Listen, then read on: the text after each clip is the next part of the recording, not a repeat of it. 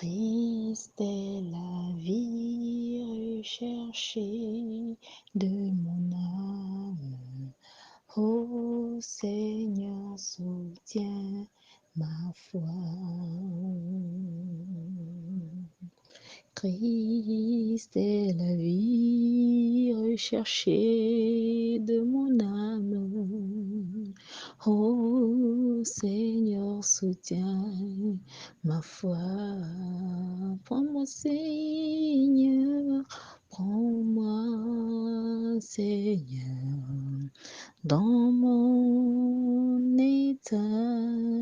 Dieu de Jacob, soutiens ma foi.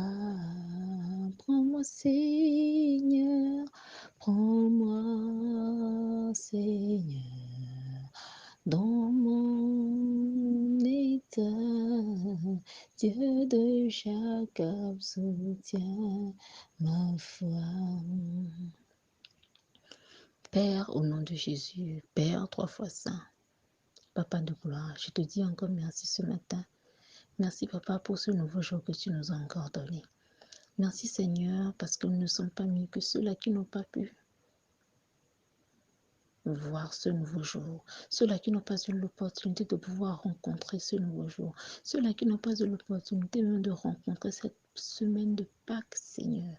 Mais c'est parce que c'est dans ton plan, Papa, que nous soyons encore là et nous sommes encore là ce matin. Père de gloire, nous voici encore devant le trône de la grâce pour te parler, pour édifier quelqu'un, pour transformer la vie de quelqu'un à travers la puissante parole qui va être libérée selon que l'Esprit nous a conduits. Papa de gloire, ce matin, je me confie entre tes mains. Je te confie tous les leaders principaux. Je te confie le leader principal et tous les autres leaders sur la plateforme, Papa. Je te confie également tous les membres de cette plateforme éternelle. Viens encore nous envahir par ton Esprit Saint. Nous qui allons partager, Éternel, que ton Esprit Saint nous envahisse, afin que ce qui sera libéré tout à l'heure, Éternel, ne vienne pas de la chair, mais provienne de l'Esprit. Parce que le sang de Jésus a coulé, Éternel, ce matin. Je te demande encore pardon pour tout ce que nous avons fait de mal, Papa, envers quelqu'un, envers nous-mêmes, envers toi, Seigneur. Pardonne-nous tous ces péchés au nom puissant de Jésus. Nous ne sommes pas dignes de t'appeler, ni d'invoquer, Papa, mais à cause de la bonté, de cette bonté-là, Papa, que toi tu as, au nom de Jésus, Papa, tu nous donnes la capacité de pouvoir t'invoquer. Père de gloire, aujourd'hui, Seigneur, je voudrais que tu viennes encore, par ton Esprit Saint, éblouir les pensées, les cœurs, Papa, afin que la vie de quelqu'un soit transformée puissamment, surtout à cause de cette semaine de Pâques éternelle où nous nous souvenons du sang versé pour que nous soyons libres, libres à jamais, Seigneur de gloire. Merci, Papa. Merci parce que les plans de l'ennemi sont complètement à l'eau. Les plans de l'ennemi sont en train de s'anéantir parce qu'ils ont senti le sang de Jésus-Christ, parce qu'ils ont senti, Papa, qu'il y a le feu spirituel, le feu même, Papa, qui est en train de descendre, qui est en train de nous environner maintenant au nom de Jésus. Père de gloire, je te rends grâce, je te dis encore merci. Au nom puissant de Jésus, nous avons prié et reçu. Amen. Shalom, shalom, shalom, bien-aimés en Christ. Nous sommes aujourd'hui samedi le 16 avril 2022. Et je suis la sœur Sonia avec la sœur Claudine. Nous allons donc vous édifier selon que l'Esprit nous a conduits sur le chapitre de 1 Pierre 4, du verset 1 au verset 18. Alors la question du jour est de savoir que nous inspire les versets 8 et le verset 14 de ce chapitre. Amen. Je vais donc lire le premier verset, le verset 8 de ce chapitre. Il est écrit: Avant tout, ayez les uns pour les autres un ardent amour, car l'amour couvre une multitude de péchés. Amen. Bien-aimés, la parole de Dieu dit: ne devons rien à personne, si ce n'est de nous aimer les uns les autres. Alors, ici il est dit, l'amour couvre une multitude de péchés. Avant que le Seigneur Dieu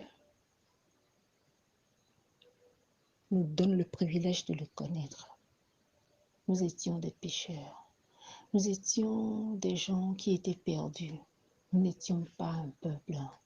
Mais aujourd'hui, selon que l'Écriture a mentionné, que si quelqu'un doit venir à moi, Christ, c'est mon Père qui est dans les cieux. C'est lui seul qui choisit cette personne-là. C'est lui seul qui décide si cette personne-là doit le connaître ou pas. Alors, si nous, aujourd'hui, nous avons le privilège de connaître Christ, c'est parce que Dieu l'a décidé ainsi. C'est parce qu'avant la fondation du monde, il nous connaissait déjà. Et il nous a donc prédestinés au salut. Alors, bien-aimés, si je dois aimer mon prochain aujourd'hui, c'est de pouvoir partager la parole de Christ avec cette personne-là. Je ne dois pas considérer les erreurs de cette personne. Je ne dois pas voir si cette personne-là est au même rang social que moi. Je ne dois pas voir si cette personne est au même niveau, si nous avons le même niveau d'études. Non. Christ, il s'est fait pauvre de riche pour toi et pour moi. Qui sommes-nous? Il n'a pas regardé ce que nous étions, mais il nous a tout simplement appelés, Il nous a tout simplement appelés devant le trône de la grâce pour que toi et moi, nous ayons ce privilège de pouvoir adorer Dieu. Alors, ce que nous devons faire, c'est de pouvoir partager la parole de Christ. Ce qui nous empêche de pouvoir partager la parole de Christ, d'abord c'est la honte et ensuite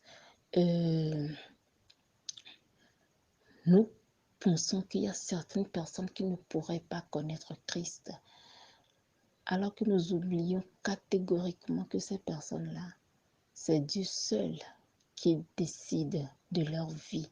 S'ils sont prédestinés à la damnation ou s'ils sont prédestinés au salut, ça appartient à Dieu seul d'en décider. Amen. Alors, ce que nous devons les uns pour les autres, c'est de nous aimer en partageant la parole. Et en partageant la parole avec notre prochain, nous devons aussi essayer de rester dans les normes en appliquant les lois chrétiennes. Amen. Et quelles sont ces lois? C'est de pouvoir fortifier cette personne-là dans la parole. C'est de pouvoir utiliser des moyens, même si ce sont des moyens financiers, pour aider cette personne-là et démontrer l'amour de Christ qui est à cette personne. Nous devons utiliser tous les moyens et de croire qu'avec tout cela, par la suite, ce que l'Esprit Saint aura fait, c'est de pouvoir toucher le cœur de cette personne-là et ramener cette personne-là à Christ. C'est de croire que nous avons bien fait notre travail. Même si nous ne l'avons pas bien fait, nous devons donner le meilleur de nous-mêmes sur le terrain afin de pouvoir amener ces âmes-là à Christ. Voilà, amen. Bien-aimés, donc c'est ça, l'amour que nous devons démontrer entre nous. C'est ça, c'est de ça que l'apôtre veut parler, de démontrer l'amour. Amen. Alors, venons maintenant au verset 14. Le verset 14 dit, si vous êtes outragés par le nom de Christ, vous êtes heureux parce que l'Esprit de gloire, l'Esprit de Dieu repose sur vous. Amen. Aujourd'hui, nombreux sont les chrétiens qui se lamentent et qui disent, oh Seigneur, je souffre. Oh, je souffre beaucoup. Et au lieu de penser que souffrir en tant que chrétien, c'est une gloire pour nous. Parce que celui qui n'a pas souffert dans la chair ne pourra jamais en finir avec le péché.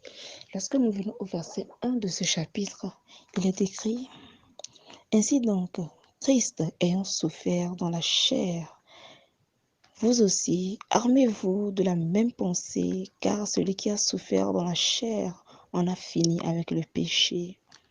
Amen. Et le verset 2 dit, afin de vivre non plus selon les convoitises des hommes, mais selon la volonté de Dieu, pendant le temps qu'il lui reste à vivre dans la chair. Amen. Bien-aimés, alors, souffrir comme chrétien, c'est différent de souffrir comme étant un voleur, comme étant un malfaiteur, comme étant celui-là qui ne fait qu'insulter les gens, ou bien celui-là qui est, je ne sais pas, un adultère et tout.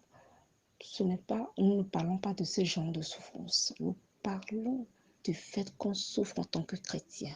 Et comment est-ce qu'on souffre en tant que chrétien? Quand on est éloigné du monde, quand le monde commence par nous juger, quand le monde ne veut pas voir cette gloire-là de Christ en nous, et que nous avons décidé, quelles que soient les oppositions, de suivre Christ. C'est ça, souffrir en tant que chrétien. Lorsque tes propres familles vont s'éloigner de toi, il y aura des promesses. Mais ensuite, lorsqu'ils sauront que tu as Christ dans ta vie et que tu te sacrifies pour ce Christ-là, ils s'éloignent de toi. Tu commences par souffrir en tant que chrétien. C'est ça qui te donne la gloire. Amen. C'est ça qui te donne la victoire sur l'ennemi. Amen. C'est de cela dont nous avons besoin. Les disciples de Christ, au départ de Christ, ils ont aussi souffert dans la chair. Ils ont été battus.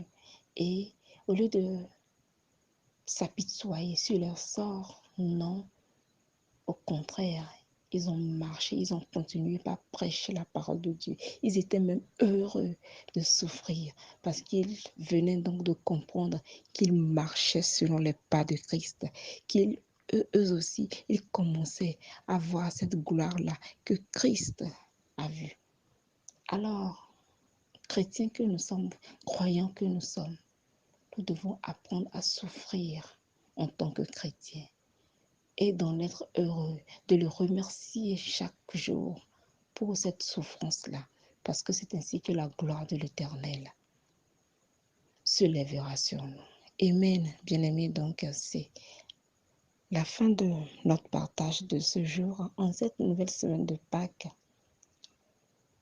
je demande à ce que la vie de quelqu'un soit retracée par le Christ, que le Saint-Esprit Saint localise quelqu'un dans ce groupe au nom de Jésus, que le voile qui a été déchiré sur l'autel et qui a fait sortir tout ce qui était caché, que l'Esprit Saint ce soir te localise et qu'il te fasse parvenir la clé de ton succès à travers ce voile-là qui était déchiré. Amen. Et que tout ce que le diable a retenu, qui est du bien que le Seigneur préparait pour toi, que le Saint-Esprit te localise et qu'il t'arrache, comme Jésus lui a arraché les clés de la mort, qu'il t'arrache les clés, là, ce soir même, au nom puissant de Jésus. Alors, bien-aimés, vous venez donc d'écouter la voix de la sœur Sonia et je rappelle que j'anime avec la sœur Claudine et toutes les deux nous sommes du Togo et animatrices de notre programme d'aujourd'hui. Soyez abondamment bénis. Shalom, shalom, shalom.